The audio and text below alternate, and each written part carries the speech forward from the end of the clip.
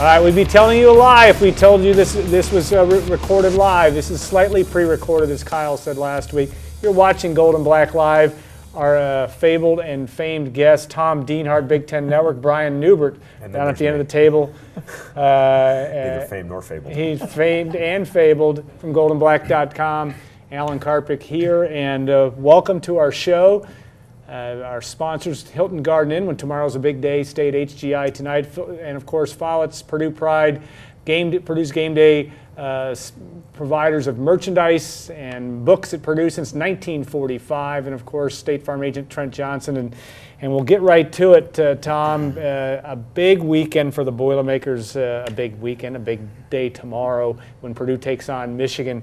And looking at that, a lot of opportunity in front of Purdue. At least all these experts, yourself, I don't know if it's yourself included, but all these national and regional guys starting to really talk up Purdue. Yeah, I mean, it seems like it's a tipping point maybe, Alan. Which direction? Get a point. Since that game, guys, the Purdue program, I don't think it's ever really been the same. I did a story this week. I looked at Purdue's record.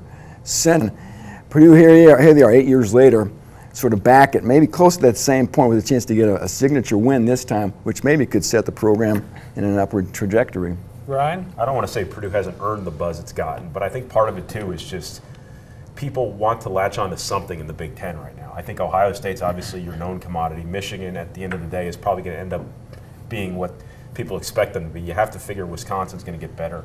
You have to figure probably Iowa's going to get better. Michigan State will win a share of games this year, but I think the Big Ten is just so mediocre this year. I think people are just kind of looking at it and they're looking for somebody new and different. And I think Purdue's played well enough to this point where they're getting some kind of sentimentality on their side there. And I'll agree with Tom's comment, but I'm going to say it's a cross between the game of Wisconsin in 2004 and the game in 2007 against Ohio State. Purdue was 5-0. Goes into that game, right, last time they've been ranked, and of course lays an egg.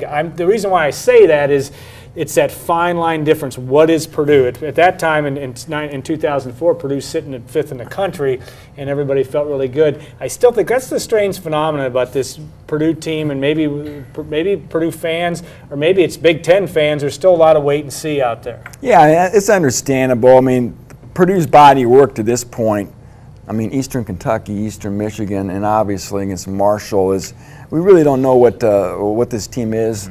And again, the close loss to Notre Dame offered some encouraging signs as well. But still, I guess the jury, for me at least, remains out offensively at the quarterback position. We'll see if Caleb Turbish can be the difference maker. I know it's oversimplification, but you got to have a special player under center if you're going to have a special season. Is Caleb Turbish a special player? We'll find out more tomorrow against a Michigan defense that hasn't looked great so far, but again has a lot of potential under Greg Madison. So again, this would be a great litmus test for Purdue and that offense in particular. And Brian, a lot of talked about Denard Robinson, obviously, and what comes to you wrote about that this week.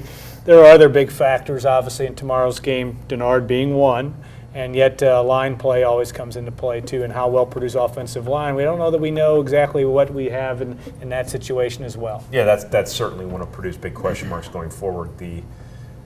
I don't want to say competence, but the capability and the physicality of Purdue's offensive front. They're going to play a lot of pretty physical defensive fronts here the next couple of weeks. Purdue's got to be able to run the ball. They got to keep people off its quarterbacks. I think that's very much a question mark moving forward. But I also did want to say something about what we've been talking about why this is such a big game. Very rarely are you going to have games with these sort of implications in a conference race this early in the season. Yeah. But when you look at Purdue's schedule moving forward, if they can get Michigan and they can get Wisconsin, you're sitting in the catbird seat in the Big Ten, not only in their division, but in the Big Ten, because you will have won 2 of the harder games on your schedule. You've beaten 2 pretty good teams at home.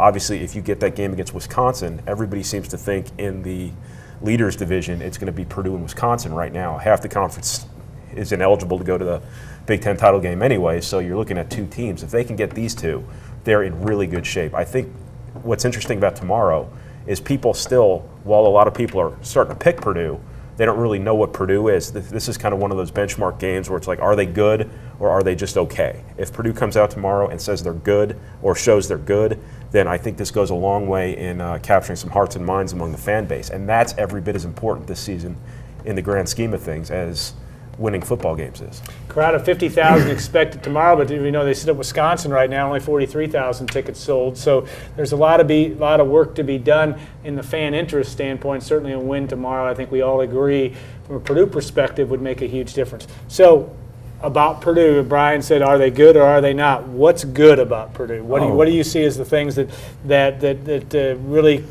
from what you've seen obviously all the teams in the league and then some, how do you think this team really does match up favorably among teams in the league? Yeah, I was at East Lansing last week for the Ohio State-Michigan State game, and the Michigan State defense obviously is where you always start when you're talking about the Spartans. That's a team I thought was going to be the best in the Big Ten back in August. On that same vein, Michigan State defense, it's the Purdue. It's the Purdue defense, obviously. I mean, we were here in August, too, on the Big Ten tour. It was hard not to be impressed with the front. I mean, the tackle duo of course, Gaston and Short. Is there a better tackle duo in the Big Ten? I'm not sure. Ryan Russell, I know, again, he's a guy who looks like the next maybe great defensive end at Purdue. And, of course, the two cornerbacks. I mean, what's not to like? Purdue doesn't win that game last week without the pick sixes by their two playmakers, two NFL players probably back there as well. So there may be, 5 or 6 NFL players on this defense. So, again, that's what you like about Purdue at this point. And, again, Brian talked about the implications and what lies ahead for Purdue if they can finish off this 3-game stretch well. And I'm kind of interested, Alan, knowing you for years and your background at Purdue, we talked about the 2004 Wisconsin game. We talked about the 2007 Ohio State game.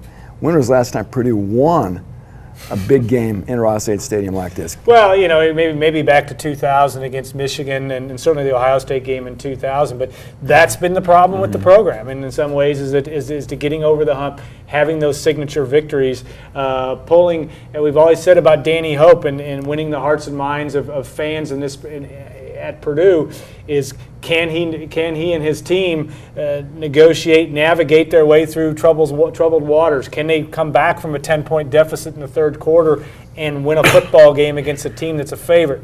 You know, those are the kind of things that I think will if you can figure out a way to do that, can change people's minds about this program. And there's a lot of optimism here, I think, but it still has to have enough of a base to move forward to the next level. And I think from the coaching staff on down or on up, that's the way that you look at it. You know, Brian, you look at the whole situation too, and I asked him what the good was. I'm not going to say what's the bad, but the special teams has been, again, against a team like Michigan where there's no little margin for error. You have to make plays. A couple block punts, a couple missed extra points so far this year has been something different than we've seen the last couple of years out of Purdue special teams. Right. You know, when we look at this season, we talk a lot about opportunity. We talk about opportunity. Personally, what comes to mind for me is how often in Purdue's history has Purdue had this kind of defense plus experience at quarterback plus the schedule, a relatively favorable schedule. It's kind of this perfect storm. Convergence of stuff. I hate that term. Convergence of stuff that creates this great opportunity. That's why I said it. So what this comes down to is you want your offense to be good enough to be able to leverage all these things that are working in your favor, and you don't want to blow it somewhere else. And right now, Purdue's missed 4 extra points. It's had 2 punts blocked. I think we can all remember 2000. Purdue ended up going to the Rose Bowl in spite of itself. You remember a lot of those games early on. Penn State, couldn't get punts Notre Dame, off. They couldn't get kicks off, and it cost them games. And it's only a matter of time. You have to figure that when you're probably looking at playing a lot of close games here the next couple weeks, because you're going to try to win games with defense in all likelihood, your margin for error is pretty slim. And you make a mistake on special teams, it could blow the whole thing up. Tom, in your role in covering the Big Ten and being around the Big Ten, how do you answer where the Big Ten is right now? I mean, not that you have to apologize, but just from an evaluation standpoint, what's happened to this year? Obviously, it's a bad start in Dallas. I think from a national perspective, the fact that Michigan was not competitive against Alabama did set things off on the right foot for this league. The non-conference schedule or a lack of success there. But is this a one-hit wonder, one-year wonder, or is this an ongoing problem? Well, you'd like to think everything in life goes in cycles. And this obviously is a down cycle for the Big Ten. This may be rock bottom. I mean, it can't get much worse. You talked about 41-14 loss, Michigan, Alabama. You talked about the ugly Michigan loss at Notre Dame. Last time we saw Michigan the 6 turnovers, it was catastrophic. On and on it goes. I mean, there really isn't any one signature win in the non-conference for the Big Ten. Maybe Michigan State's season opening win against Boise State. I mean, that's the one win that the Big Ten can hang its hat on, so to speak.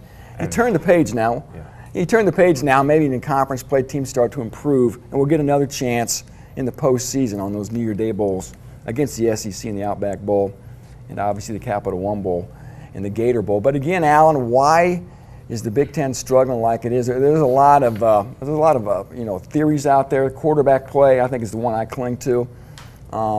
Name me one quarterback in this league who's right now is going to take an NFL snap. I mean, there's just not any real difference makers under center. I think that's been a problem. Do they have to play quarterback in the NFL? Because Yeah. Braxton Miller's got a chance, but he's Denard going to play Robinson, quarterback. too. Right. Yeah, no, those 2 guys. So again, there's not a great wealth of tremendous quarterback play, traditional quarterback play, a lot of good dual threat guys. And there's also been a lot of coaching turnover, guys. Yeah. I think half the conference has turned over in the last 2 years. So you got a lack of continuity within the coaching ranks, which I think also has caused some programs to maybe regress a little bit and not be quite as developed as they should be at this point.